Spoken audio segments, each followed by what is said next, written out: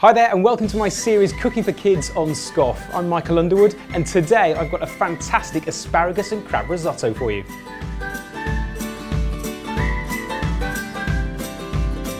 Now I'm going to be honest right from the start that this is one of my favourite dishes. Now my daughter, who's 2, isn't a massive fan, but it isn't the taste, I think it's more the texture for her. And my son, who's 3.5, loves it. So you're going to have to experiment and see whether they're going to go for it or not. Basically, if you've got older children, this would be ideal, I'm sure. First up, you want to make sure you get your chicken stock, and I've got 600 millilitres of high quality chicken stock. The better quality, the better taste you're going to put into your risotto. I've got my asparagus, I've just chopped it in half, and I'm going to drop that in, and that is going to cook as we bring the stock to the boil. It's a great way of infusing that asparagus flavouring into the stock. Next up, you're going to need to get your onions ready. Well, I say onions, I've gone with shallots for this dish.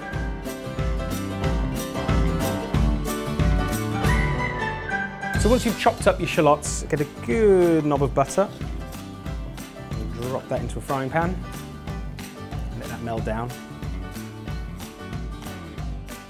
Right, I'm going to add the shallots to the pan, and there you go. Don't worry if you don't get a sizzle, because we don't want it too hot, that will slowly cook through. Now, it's always best to use risotto rice for risotto. I know it sounds really obvious because not many people have it in their cupboard and they just think, oh, can't we just use the rice we've got? But actually, no. The key to a risotto rice is it holds liquid really well. If you use the normal rice, it will just go soggy and it'll be a real stodgy mess. So the shallots have softened nicely, so it's time to add your rice in there. And stir it around, and we're just going to cook this off for a little bit. For a minute or two before we start to add the stock. I'm just going to remove the asparagus from the stock now, put that to one side. Start ladling in stock to the rice. So this has to be a really slow procedure, just doing sort of one ladle at a time. Actually, I can be a bit more generous with that. I'll do another one.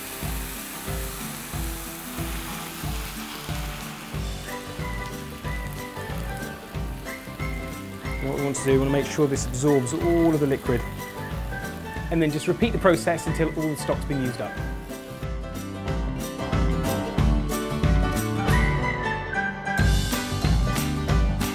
It's pretty much there now, tiny bit of liquid at the bottom, which is ideal. I'm going to add the Parmesan cheese. Don't forget, you can add whatever you like into this. This one, as you know, is a crab and asparagus risotto, but you can try any different mixture of ingredients. If you do give it a go with some different ingredients, let us know and send us a picture on Instagram or Twitter. We're at @ScoffFood. Parmesan's got quite a nice salty flavour to it, so that really adds it. So I like to put that in first before I add the seasoning, so I can sort of get the balance right. I am going to add a tiny bit of salt to that one. So once you're happy with that, you can add your asparagus and your crab. Obviously we cooked this earlier on, I've just chopped it up. Just sprinkle that in. If you do like seafood, then make sure you take a look for my trout recipe, which I've got coming up very shortly. And also I should say, if you're enjoying what you're seeing, make sure you subscribe, that way you won't miss out on any future recipes.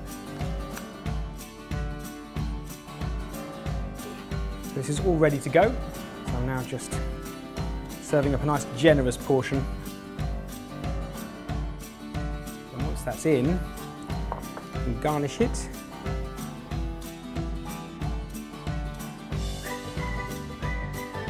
So there you have it, my fantastic asparagus and crab risotto.